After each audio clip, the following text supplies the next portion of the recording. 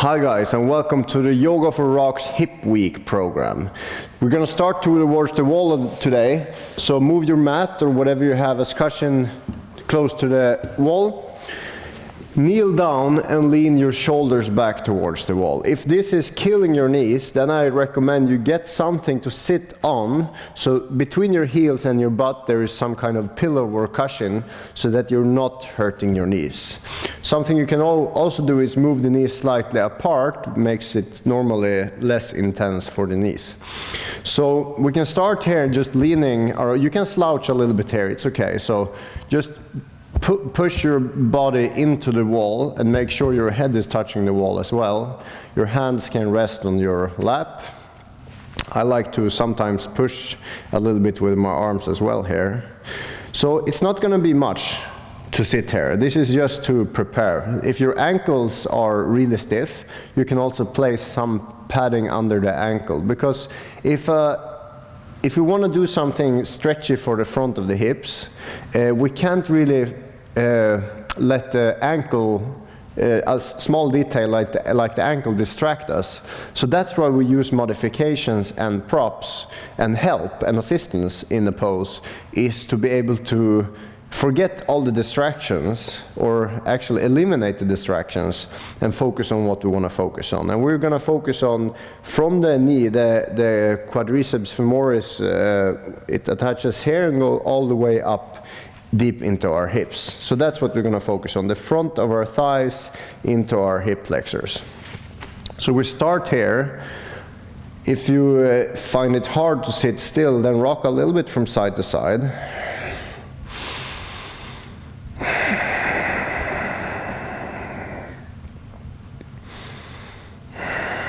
And now move your knees 1 inch further away from the wall and slouch down even more. So it's completely okay to slouch here. Try to breathe deep still, but if your posture is not perfect, that's okay, because we want the weight of the upper body to push our knees out from the wall to stretch the front of our hips. Try rocking a little bit again, but now every 10th rock or so, you tense up your butt. You squeeze your butt for 1 second, and then you drop down again and rock. So rocking, rocking, rocking, rocking, rocking, rocking. Tense your butt and drop down again. And when you rock, try to breathe deeply.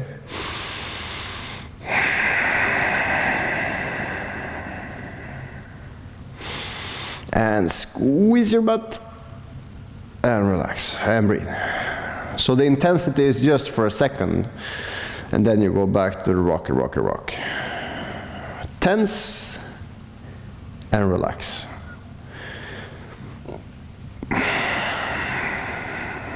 Tense and relax.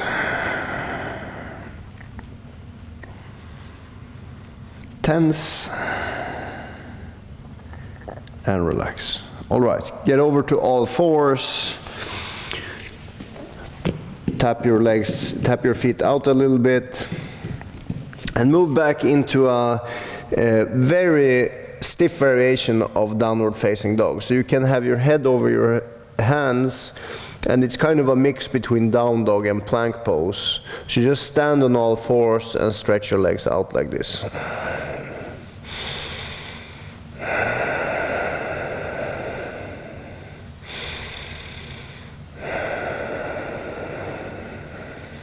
Now stand up, back against the wall, and move your feet wide. Really, really, really wide with your feet, as far as you can go. And lean your back against the wall, but push your hips forward. All right, so your elbows can touch the wall, your triceps can touch the wall, and your hands can be in your hips. And try to find a place where you feel that your legs aren't slipping, that you shouldn't be able to have to engage to stay here. You need to find a non-sticky, non-slippery surface, a sticky surface, where you can stand here without the risk of falling into a split, okay? But push your hips away from the wall, and get your feet as far away from each other as possible, and just let the weight of your body stretch your inner thighs here. simple standing straddle pose with some assistance from the wall. Instead of slouching now, you can lift your chest, push your hips out, so you tense your butt a bit again, and push your hips outwards. Breathe even if it's super intense, and if you start slipping, you have to move closer again and focus more on the pushing out instead of the sliding apart. So apart and out. Take a few breaths here.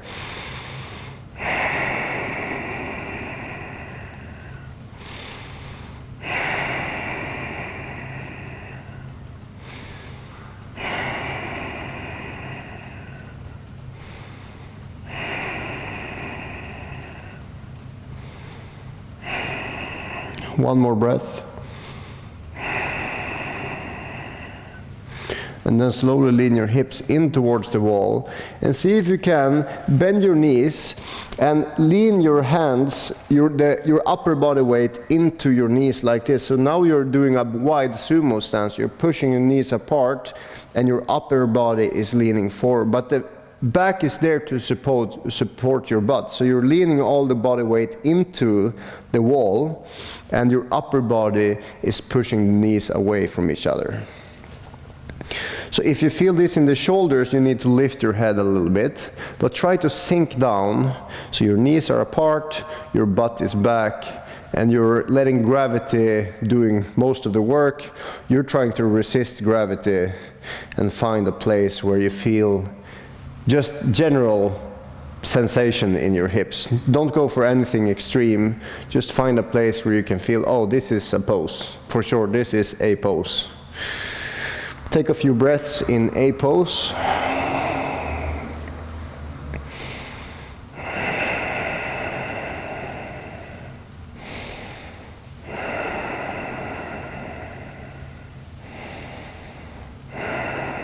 Two more.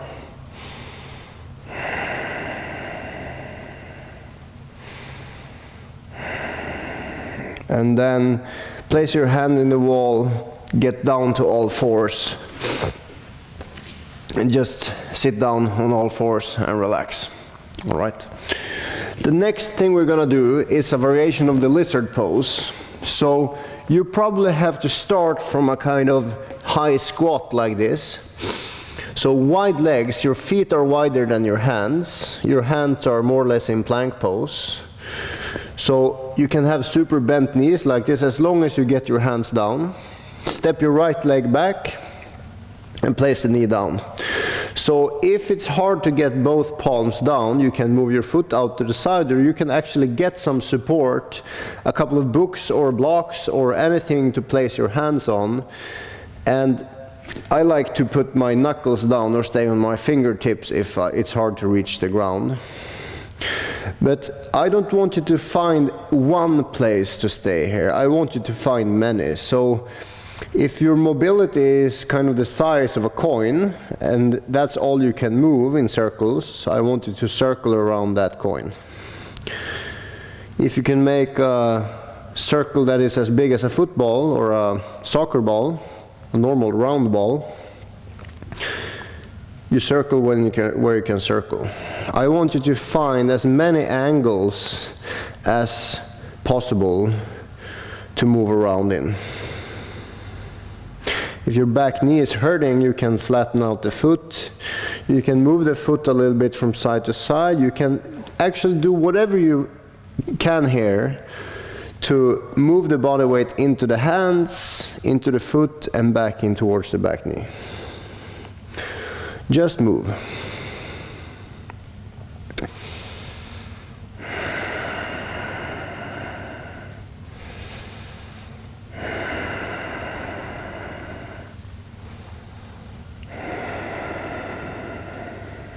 Close your eyes.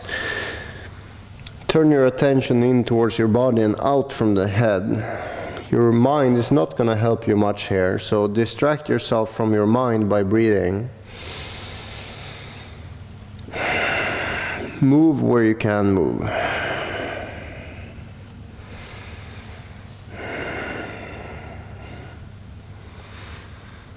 One of the biggest, saddest biggest lies I hear is, well, if I can't move like I want, I'm not going to move at all.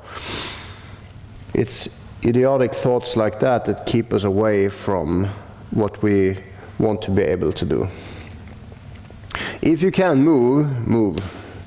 If you can't move much, move as much as you can. Let's switch sides.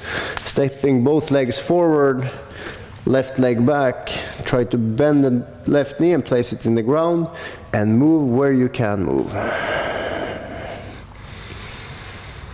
If the floor is far away, bring the floor towards you by placing something under the hands. It's that simple. Start circling around the coin. And then as you do this video, maybe this is the 10th time you do this video, I can guarantee, I can bet my life on that if you have been doing this program 10 times, it's something completely different now than the first time you tried it, right?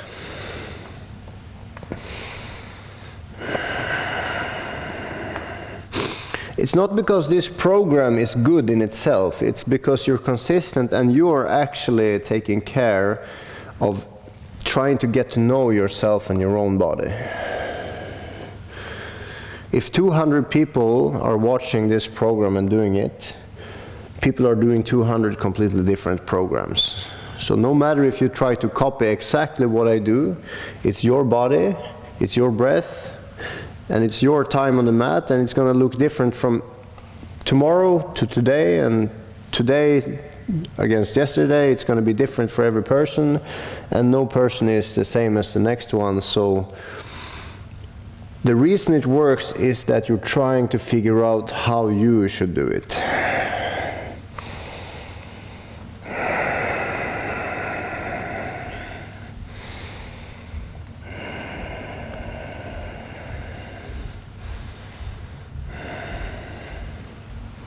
One more. Nice. Let's lay down on our backs, both legs up. We're gonna do the same thing we did yesterday. Bend your left knee and grab the knee with a belt or your hands around the thigh or the knee. Right leg out. And now we're gonna do it a little bit faster. We're gonna switch and switch. So one breath on each side, pulling the knee in and straighten the other leg. So just do 20 or 30 of these. Really pushing as if you're standing on the straight leg and hugging the other knee up as high as you can. If you're clicking and clocking in your hips, perfect. Let your joints make sounds.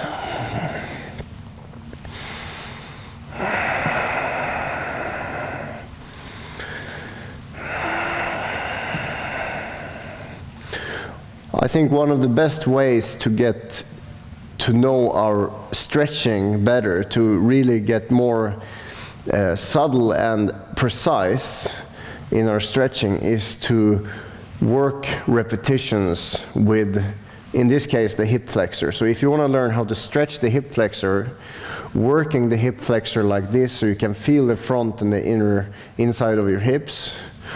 When you can feel it, when you work it, you're going to feel it when you stretch it as well. 3 more.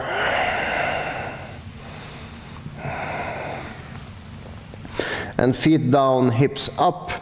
Today, squeeze your butt more and stretch the front of your hips. Take 5. Really engage the back of your hips. Lift your thighs up.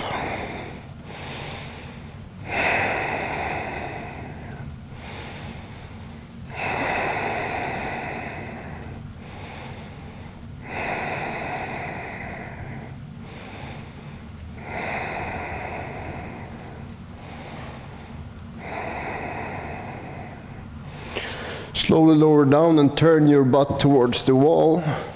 Stretch your legs up like we did yesterday. Today, bend your knees, keep your feet together. Use your hands to push your knees apart. So if your toes are not touching, no problem, but try to keep your feet together somehow and use the arms to push your legs open. And if you lower your feet, it's going to be more intense.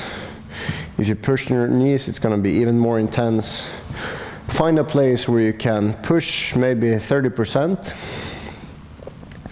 If you need to rock it a little bit from side to side, that's nice too. Let's stay here for a minimum of 2 minutes. Let the pose do itself. And that's why I love these poses where we're using the wall and gravity, because we don't have to do shit. We can just relax, breathe, and enjoy.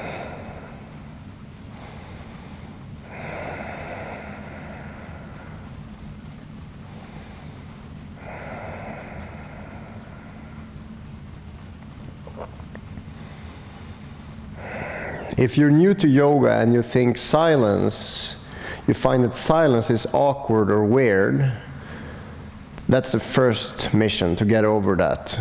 If you go to a normal yoga class and people start oming and chanting, the way I see it, it's not about the sound at all. It's about the vibration you make when there is action, there is vibration. And when you finish, there is a different kind of stillness, like the stillness has a different taste after the action. So if you go to a yoga class and people start oming, don't think about the sound, think about what happens after the sound, the complete stillness after the action and the sound.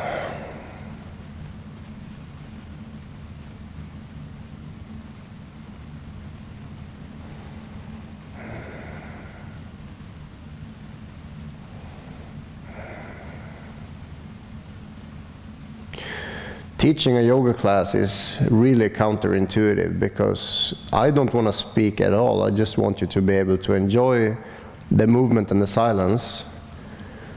But doing that, you kind of need a guide. I have to guide you through it.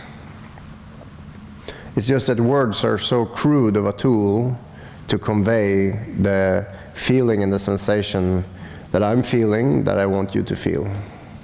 It's really, really difficult, and you really have to play along for it to work.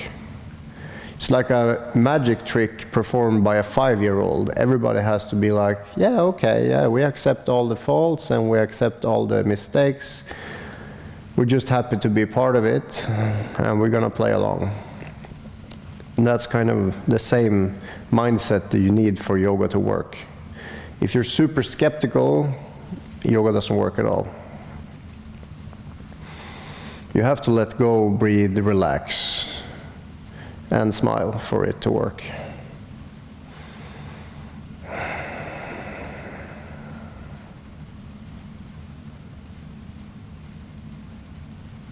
Now place both feet in the ground and try to slide your feet flat down low as possible. So this is also a variation of a squat. You can place your hands around your knees and come up to your toes. You're lifting your heels and pushing the toes into the wall.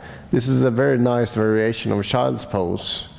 If you were doing turtle on the ground, stretching the arms out, this would probably be not so nice for you, but I hope this feels good for you. Toes in the ground, toes in the wall actually, and pulling your knees down. Take a couple of breaths here just to counter what we did.